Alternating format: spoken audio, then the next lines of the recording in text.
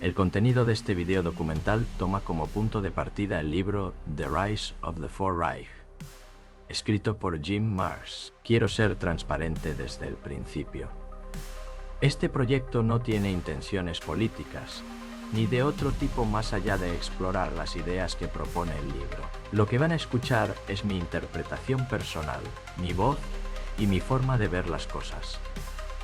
Ojalá que esta narrativa les resulte tan intrigante como lo fue para mí investigarla y compartirla con ustedes. Espero que les guste.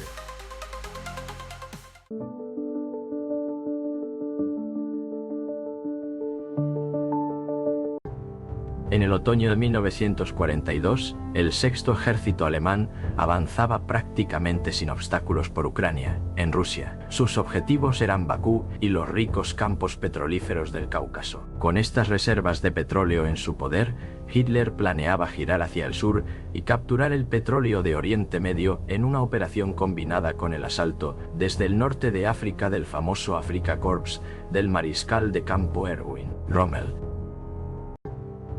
Este plan se vio frustrado por la derrota de Rommel en el Alamein, una derrota posibilitada por la ahora conocida decodificación de los mensajes alemanes de la máquina Enigma y la eventual destrucción del sexto ejército alemán en Stalingrado, una ciudad a orillas del río Volga. Stalingrado, en la que los alemanes habían entrado con fuerza a finales de septiembre de aquel año, pronto se convirtió en un caldero de muerte y destrucción. Incluso respirar se hizo una tarea ardua debido al constante bombardeo. Aunque de dudoso valor estratégico, tanto Hitler como Stalin insistieron en que no hubiera retirada de la ciudad ferozmente defendida, que llevaba el nombre del líder soviético. Los ataques en pinza rusos aislaron al sexto ejército a finales de noviembre. Pero la resistencia organizada no terminó hasta el 2 de febrero de 1943, con la rendición de más de 90.000 soldados alemanes, la mayoría reducidos a piel y huesos por la falta de suministros. Con la pérdida del sexto ejército, los nazis de alto rango reconocieron que la inercia de la guerra se había vuelto en su contra en el frente oriental. Nunca se recuperaría. 6 meses después, tras la desastrosa batalla de Kursk, en la que la maquinaria de guerra nazi perdió casi 3/4 partes de su fuerza mecanizada total, quedó claro que la derrota de Alemania era más que una posibilidad, era una probabilidad. Los principales líderes nazis comenzaron a elaborar planes de escape y la continuación de sus objetivos. Scott Rice, un destacado corresponsal de noticias de la época que viajó extensamente por Europa, escribió detalladamente sobre los planes nazis para la supervivencia en su libro Los nazis se vuelven clandestinos. Asombrosamente, este libro fue publicado en la primavera de 1944, antes de los desembarcos aliados del día D en Francia. Rice escribió: tenían mejores medios para prepararse para pasar a la clandestinidad que cualquier otro movimiento clandestino potencial en toda la historia anterior del mundo. Tenían toda la maquinaria del bien organizado Estado nazi y tuvieron mucho tiempo para prepararlo todo. Trabajaron muy duro, pero no hicieron nada apresuradamente, no dejaron nada al azar. Todo fue lógicamente pensado y organizado hasta el último detalle. Himmler, junto con Bormann, planificó con la máxima frialdad. Eligieron para el trabajo solo a los expertos mejor cualificados en asuntos de trabajo clandestino. Según Reis, surgieron dudas sobre el destino de Alemania incluso antes de la derrota del sexto ejército en Stalingrado. Informó sobre una reunión privada el 7 de noviembre de 1942 en Múnich entre el jefe de las SS, Heinrich Himmler, y el principal lugarteniente de Hitler, Martin Bormann. Esta reunión tuvo lugar solo 2 días después de que los ejércitos aliados desembarcaran en el norte de África. Himmler confió más tarde el tema de la discusión a sus asociados más cercanos diciendo: es posible que Alemania sea derrotada en el frente militar, incluso es posible que tenga que capitular, pero el Partido Nacional Socialista Obrero Alemán nunca debe capitular. Eso es por lo que tenemos que trabajar de ahora en adelante. Reis señaló que cuando el partido nazi obtuvo el control en Alemania, El aparato del partido se transfirió simplemente al aparato del Estado. Ahora, cuando el partido deseaba pasar a la clandestinidad y aún conservar su organización, explicó todo lo que tenía que hacer era simplemente actuar en orden inverso, es decir, transferir, o más exactamente quizás, retransferir el aparato del Estado al aparato del partido, una empresa no demasiado difícil, ya que ambos aparatos seguían organizados en líneas paralelas. Martin Bormann, un hombre fornido y discreto, nacido en 1900, hijo de un sargento de caballería, tuvo un ascenso constante en las filas nazis. Tras abandonar el instituto y servir brevemente en artillería de campo en la Primera Guerra Mundial, se unió a los Freikorps de derecha y cumplió un año de prisión en 1924 por su participación en el asesinato de un antiguo maestro de primaria acusado de traicionar a un líder nazi. Tras ser liberado de una prisión en Leipzig, Bormann se unió al partido nazi y ascendió sin cesar. Poco después de que Hitler se convirtiera en canciller en 1933, Bormann fue nombrado jefe de personal del lugarteniente del Führer, Rudolf Hess. Después del infortunado vuelo de Hess a Escocia en 1941, Bormann asumió sus funciones y también se convirtió en secretario de Hitler. Los líderes nazis apodaron a Bormann la eminencia parda y el Maquiavelo detrás del escritorio de oficina, ya que pronto se convirtió en el hombre más poderoso de la Alemania nazi. Nadie llegaba a Hitler si no era a través de Bormann.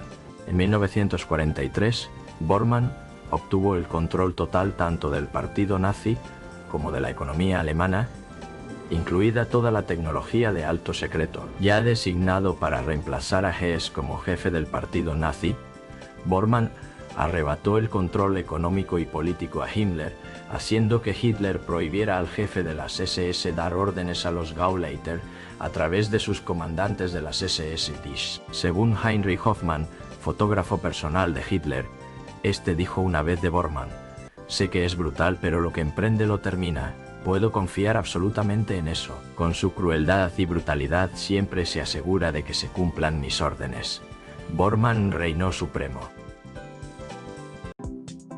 El 10 de agosto de 1944, Bormann convocó a los principales líderes empresariales y funcionarios del partido nazi al Hotel Maison Rouge en Estrasburgo. Según las transcripciones capturadas de la reunión, su propósito era lograr que la economía del Tercer Reich se proyectara hacia una vía de búsqueda de beneficios de posguerra. Esta vía llegó a ser conocida como Aktion Adlerflug u Operación Vuelo del Águila.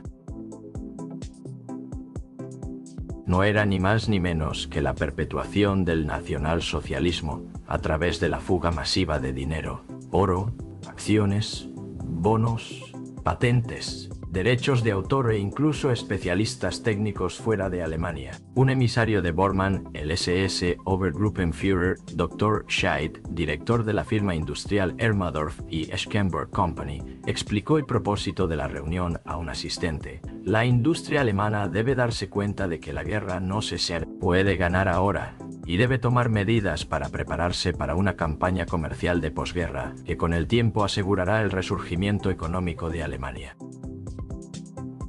Scheidt dijo a los asistentes: «Después de la derrota de Alemania, el partido nazi reconoce que ciertos de sus líderes más conocidos serán condenados como criminales de guerra. Sin embargo, en cooperación con los industriales, está organizando la colocación de sus miembros menos visibles, pero más importantes en varias fábricas alemanas como expertos técnicos o miembros de sus oficinas de investigación y diseño». Como parte de este plan, Bormann, ayudado por las SS, el Banco Central, el Deutsche Bank, el Imperio Siderúrgico de Fritz Thyssen y el poderoso consorcio Primero C. Farben, creó 750 corporaciones extranjeras de Estas se distribuyeron estratégicamente en países neutrales. Según Paul Manning, Martin Bormann se obsesionó con el control de estas 750 corporaciones. Escribió: «Bormann utilizó todos los dispositivos conocidos para disfrazar su propiedad y sus patrones de operación: uso de testaferros, acuerdos de opción, acuerdos de consorcio, endosos en blanco, depósitos en garantía, prendas, préstamos colaterales, derechos de preferencia, contratos de gestión, contratos de servicio, acuerdos de patente, cárteles y procedimientos de retención. Se mantuvieron copias de todas las transacciones e incluso informes de campo, que luego se enviaron a los archivos de Bormann en Sudamérica. Bormann siguió estrategias perfeccionadas por el presidente de Asahi Farben, Hermann Schmitz. Los nombres de varias empresas y corporaciones se cambiaban e intercambiaban para crear confusión sobre la propiedad. Por ejemplo, IG Chemie se convirtió en Societe Internationale pour Participations Industrielles et Commerciales (ESA), mientras que en Suiza la misma organización era conocida como International Industrie- und Handelsbeteiligungen AG o Interhandel. Otra táctica fue nombrar a un ciudadano complaciente de cada país como el cabeza nominal de una corporación determinada. Mientras tanto, los directores serían una mezcla de administradores alemanes y funcionarios bancarios. Los oficiales de alto nivel y de gestión serían científicos y técnicos alemanes. La propiedad de la corporación serían nazis que poseían bonos al portador como prueba de propiedad de acciones. Estos individuos, todos parte de la operación de Bormann, permanecerían en las sombras. Las naciones objetivo generalmente apreciaron el esquema de Bormann, ya que significaba un aumento del empleo y un balance comercial más favorable. En 1941, 171 corporaciones americanas tenían más de 420 millones de dólares invertidos en empresas alemanas. Después de declarada la guerra, Bormann simplemente hizo que sus operativos en países neutrales, como Suiza y Argentina, compraran acciones americanas utilizando fondos de divisas extranjeras en la sucursal de Buenos Aires del Deutsche Bank y bancos suizos. También se colocaron grandes depósitos a la vista en importantes bancos de Nueva York, incluyendo National City Bank, ahora Citibank, Chase, ahora JP Morgan, Manufacturers and Hanover, ahora parte de JP Morgan Chase, Morgan, Guaranty e Irving Trust, ahora parte del Bank of New York. En la reunión de Estrasburgo, Scheidt citó varias compañías americanas prominentes que habían sido útiles para Alemania en el pasado. Debido a obligaciones de patentes, United States Steel, American Steel and Wire y National Tube tuvieron que trabajar en conjunto con el imperio Krupp. También mencionó la compañía Zeiss, la compañía Leica y la línea Hamburg-America como firmas que fueron especialmente efectivas en la protección de los intereses nazis. La compleja y bien organizada operación de fuga de capitales de Bormann desconcertó a Orbis A. Schmidt, director de control de fondos extranjeros del Departamento del Tesoro de Estados Unidos. En 1945, Schmidt declaró: "La red de organizaciones comerciales industriales y de cárteles ha sido optimizada e interconectada, no solo organizacionalmente, sino también por lo que se ha descrito oficialmente como unión personal. La autoridad legal para operar esta maquinaria organizacional se ha conferido a las empresas que tienen capacidad mayoritaria en las industrias clave. Estas empresas han sido deliberadamente soldadas entre sí mediante intercambios de acciones hasta el punto en que un puñado de hombres pueden establecer políticas y otras decisiones que nos afectan a todos". En el corazón de este programa de fuga de capitales se encontraba el enorme consorcio primero Farben. El complejo de Farben ya había producido muchos avances científicos para el Tercer Reich. Sus expertos desarrollaron el notable proceso Buna para la fabricación de caucho sintético, liberando a Alemania de la dependencia del caucho natural, explicó Paul Manning. Desarrolló el proceso de hidrogenación para fabricar combustibles y aceites lubricantes a partir del carbón. La escasez de bauxita en Alemania, la materia prima esencial para fabricar aluminio, se superó con sus desarrollos en la utilización del elemento magnesio. Schmidt dijo que las investigaciones del Tesoro descubrieron documentos de Farben que mostraban que la firma mantenía intereses en más de 700 compañías en todo el mundo. Este número no incluía la estructura corporativa normal de Farben, que cubría 93 países, ni las 750 corporaciones creadas bajo el programa de fuga de capitales de Bormann. Krieghachi Farben también fue el centro de las transferencias de dinero fuera de la Alemania nazi. Incluso antes del final de la guerra, por ejemplo, las firmas latinoamericanas de Eire mantenían sin registrar en sus libros cuentas de efectivo secretas en bancos a nombre de sus principales funcionarios, escribió Manning. Estas se utilizaban para recibir y desembolsar pagos confidenciales.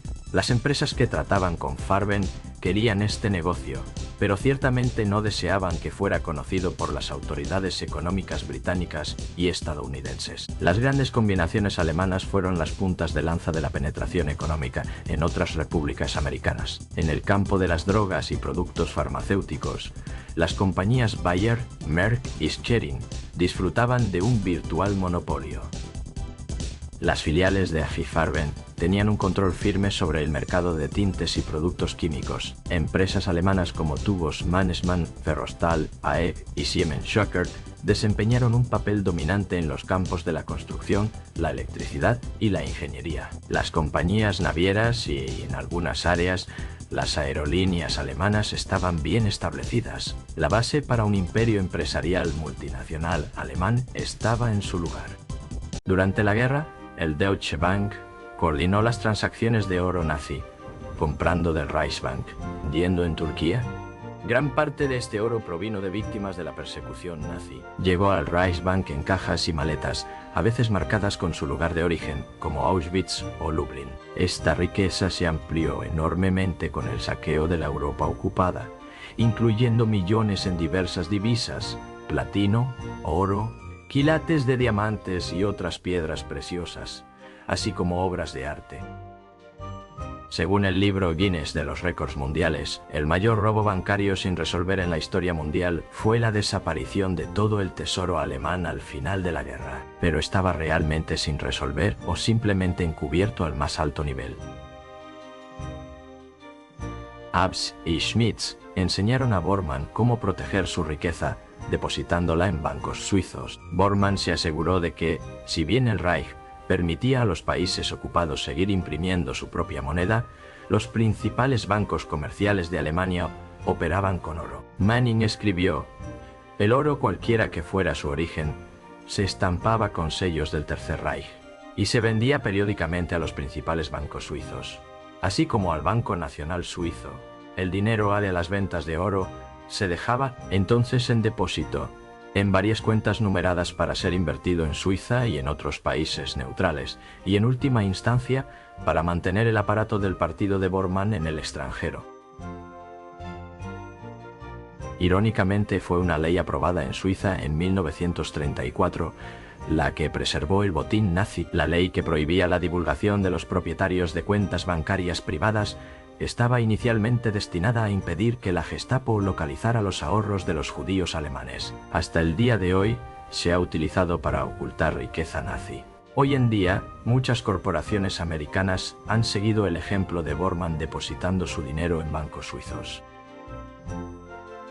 Aunque los funcionarios suizos afirmaron que sus políticas hacia las potencias aliadas y del eje eran de neutralidad equilibrada, las balanzas se inclinaron fuertemente a favor de los nazis, al menos en asuntos económicos. Informes de inteligencia desclasificados revelan que los bancos suizos, en particular el Banco Nacional Suizo, aceptaron oro saqueado de los tesoros nacionales de países ocupados por los nazis y de judíos muertos por igual, oro que compraron directamente o lavaron para los nazis antes de enviarlo a otros países neutrales. Según Adam Lebor, los bancos suizos proporcionaron la divisa extranjera que el Tercer Reich necesitaba para comprar material de guerra vital y sirvieron como conducto financiero vital que permitió a los funcionarios económicos nazis canalizar su botín a un refugio seguro en Suiza, financiando también operaciones de inteligencia nazi en España y Portugal mediante el uso de empresas fachada alemanas. Bormann tenía una cuenta personal en el Reichsbank, bajo el nombre ficticio de Max Heiliger, en la que desvió una parte sustancial de la riqueza del Reich. Utilizando tanto oro como tesoro, Bormann, a través de su jefe de economía, el Dr. Helmut von Hammel, envió estas riquezas fuera del país para su uso posterior. Abs le ejempla un ejemplo clásico de la capacidad de supervivencia de los banqueros de alto nivel. No solo sobrevivió a la guerra, sino que fue fundamental en la reactivación de Alemania después de la guerra, convirtiéndose en asesor financiero del primer canciller de Alemania Occidental, Konrad Adenauer. Mantuvo sus puestos en los consejos de Deutsche Bank, Daimler-Benz y Siemens. Martin Bormann mantuvo una relación cordial con el banquero berlinés. Manning señaló: Bormann sabía en 1943 que tenía los medios para tomar finalmente las riendas de las finanzas para sí. Podía establecer una nueva política de Estado nazi cuando llegara el momento propicio para la transferencia general de capital, oro, acciones y bonos al portador a países neutrales. Abs fue quien impidió que dos bancos americanos en Francia, Morgan Stanley y Chase de Nueva York, fueran cerrados o controlados por las autoridades de ocupación alemanas, según informes del Tesoro de Estados Unidos. Citados por Manning, esta exención se produjo mediante un entendimiento tácito entre los banqueros internacionales de que las guerras van y vienen, pero el flujo de riqueza continúa para siempre. Este entendimiento fue principalmente entre Abs y Lord Hartley Shawcross, un líder del centro financiero de la City de Londres y miembro del consejo de muchas empresas internacionales. Shawcross, abogado y asesor de Morgan Guaranty Trust y de los dos bancos americanos en Francia, fue nombrado más tarde fiscal jefe de Gran Bretaña en los juicios por crímenes de guerra de Nuremberg-Woodstock. En la década de 1950, Shawcross, junto con su amigo, el Dr. A.E.S., fundó la Sociedad para la Protección de las Inversiones Extranjeras de la Segunda Guerra Mundial, con sede en Colonia, Alemania Occidental. La operación Vuelo del Águila de Bormann fue ayudada sustancialmente por las estrechas conexiones con bancos y empresas extranjeras iniciadas mucho antes de la guerra. Según el exfiscal de crímenes de guerra nazis del Departamento de Justicia de Estados Unidos, John Loftus, gran parte de la riqueza alemana se pasó fuera de Alemania por el banquero alemán Fritz Thyssen, a través de su banco en Holanda, que a su vez era propietario de la Union Banking Corporation, UBC en Nueva York. Dos prominentes líderes empresariales estadounidenses que apoyaron a Hitler y formaron parte del Consejo de Administración de la Union Banking Corporation fueron George Herbert Walker y su yerno Prescott Bush, padre de George H.W. Bush, abuelo del presidente George W. Bush. Los abogados de estos negocios fueron John Foster Dulles y su hermano Allen. El 20 de octubre de 1942, la Oficina del Custodio de la Propiedad Extranjera de Estados Unidos, operando bajo la Ley de Comercio con el enemigo, incautó las acciones de la UBC argumentando que el banco estaba financiando a Hitler. También se incautaron las participaciones de Bush en la línea naviera Hamburg-Amerika, que había sido utilizada para transportar propagandistas y armas nazis. La Holland American Trading Company, una filial de la UBC, fue otra compañía esencial para el paso de dinero nazi. Fue a través del Dutch Bank de Fritz Thyssen que el dinero nazi se pasó directamente. Esta conexión holandesa vinculó el dinero nazi y de los Bush directamente con el exoficial de las SS y fundador del grupo Bilderberg, el príncipe Bernhard de los Países Bajos, quien una vez fue secretario del Consejo de Administración del Haven, con estrechas conexiones con el Dutch Bank.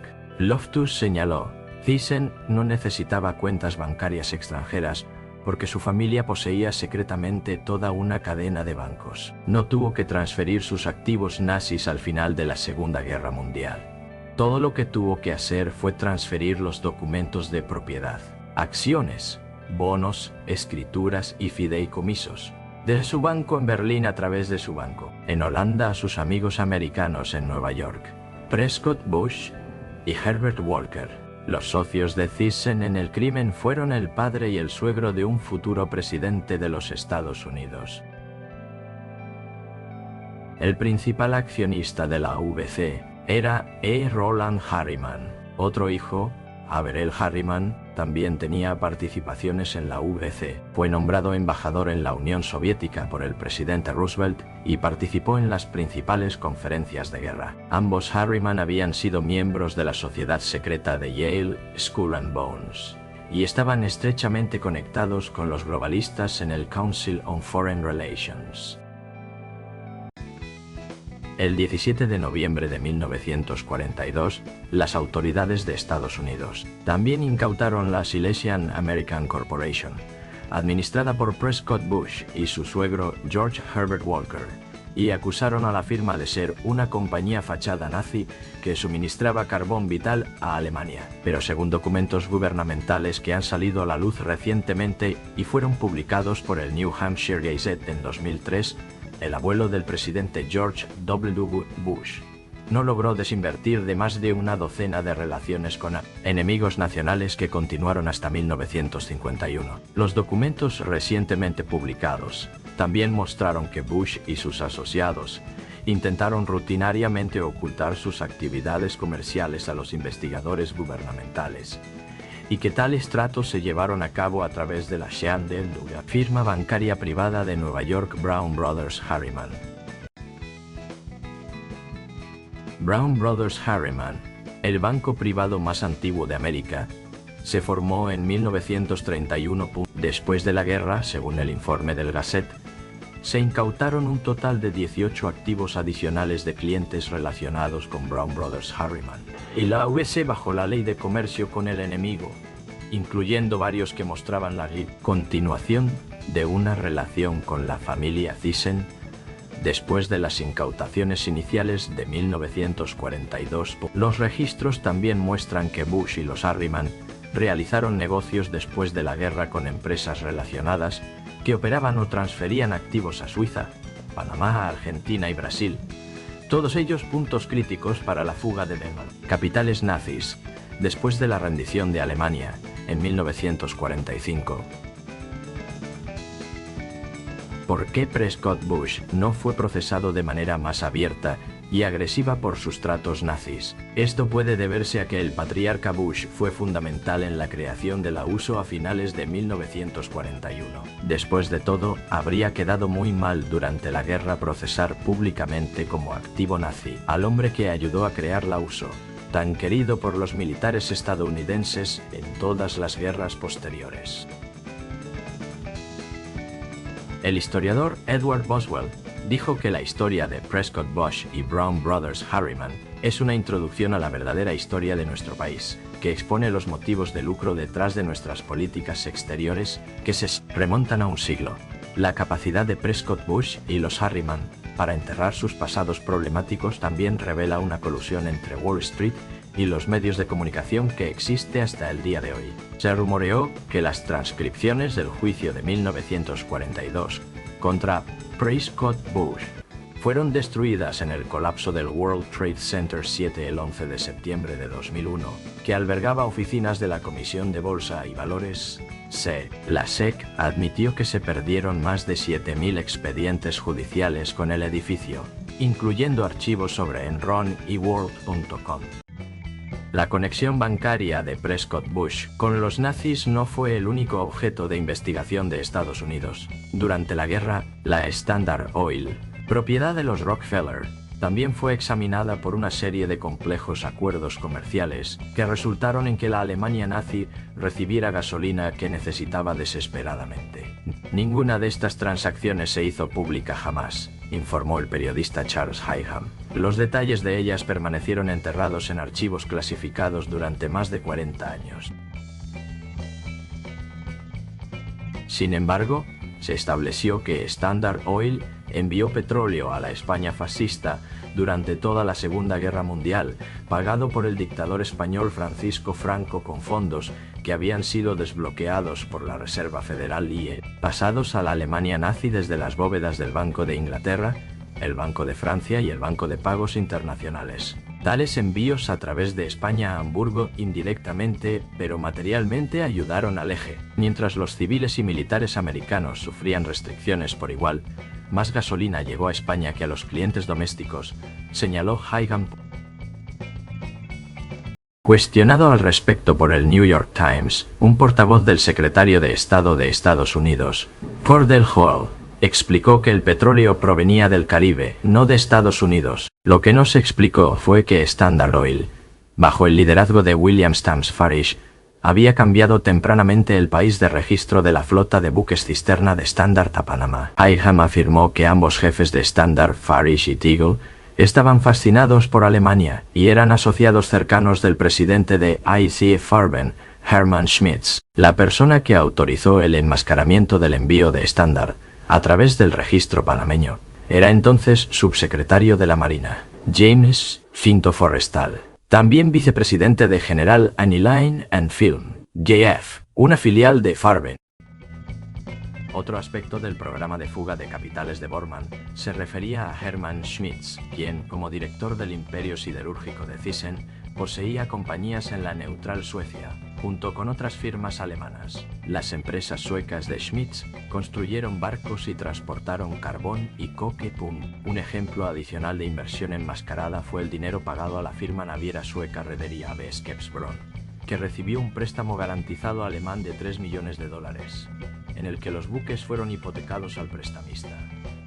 Aunque la compañía sueca seguía siendo oficialmente la propietaria de los buques, la línea Hamburg-América, parte de las participaciones de Prescott Bush, era el verdadero propietario.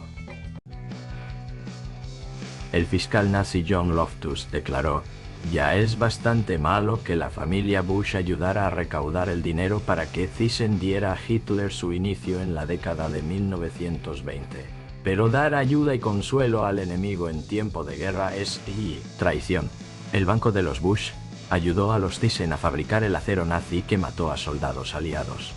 Tan malo como financiar la maquinaria de guerra nazi pueda parecer, ayudar e instigar el Holocausto fue peor. Las minas de carbón de los Thyssen utilizaron esclavos judíos como si fueran productos desechables. Hay 6 millones de esqueletos en el armario de la familia Thyssen y una miríada de preguntas criminales e históricas que deben ser respondidas sobre la complicidad de la familia Bush.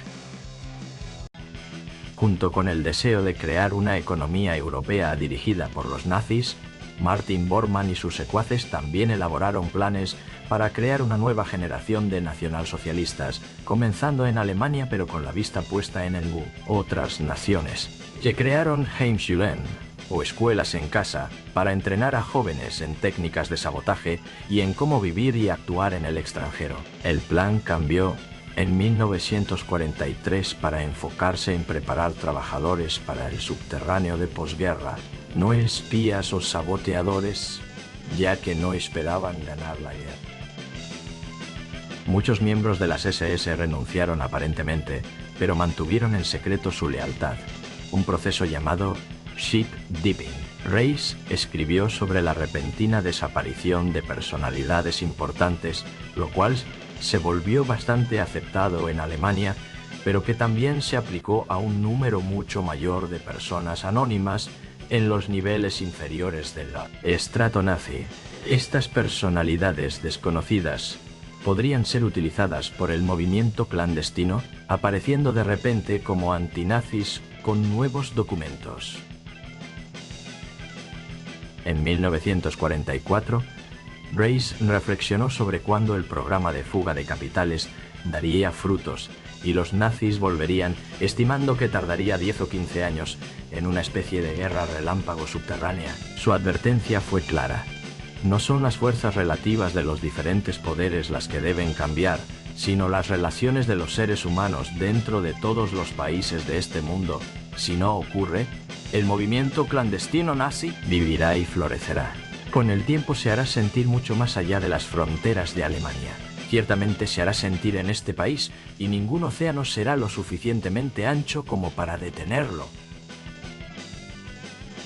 Para Reis, el nazismo o el fascismo no es una especialidad italiana o alemana, sino tan internacional como el asesinato, como la avaricia de poder, como la injusticia, como la locura. Advirtió que si no se acaba con el movimiento clandestino nazi, se hará sentir en todo el mundo, también en este país. Insistió en que el peligro para el mundo, para este país, no disminuirá, pero es posible luchar contra él si se conoce, si se permanece consciente de su existencia.